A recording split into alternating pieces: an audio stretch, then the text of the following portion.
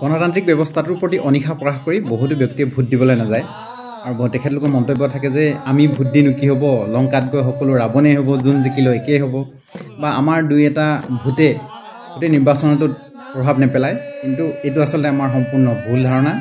যিহেতু গণতান্ত্ৰিক শাসন ব্যৱস্থাত আছে দেশত, গতিকে গণতান্ত্ৰিক শাসন ব্যৱস্থা অনুসৰি আমি জনসাধাৰণে আমাৰ ভোট দিয়া ক্ষমতা আছে, আমাৰ নেতাজন নিৰ্বাচিত কৰাৰ ক্ষমতা আছে।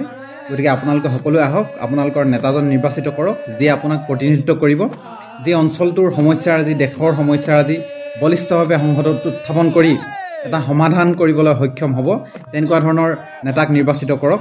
শিক্ষিত দক্ষ এজন ব্যক্তিক আপোনাক প্ৰতিনিধিত্ব কৰিবলৈ সুযোগ দিয়ক।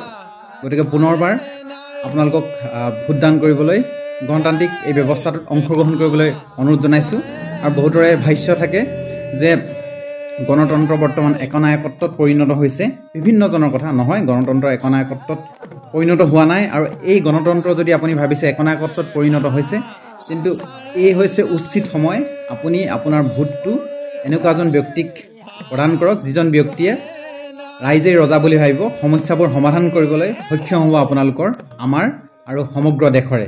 গতিকে পুনৰবাৰ সকলোলৈকে ভোটদান কৰিবলৈ অনুৰোধ জনাইছোঁ। ধন্যবাদ।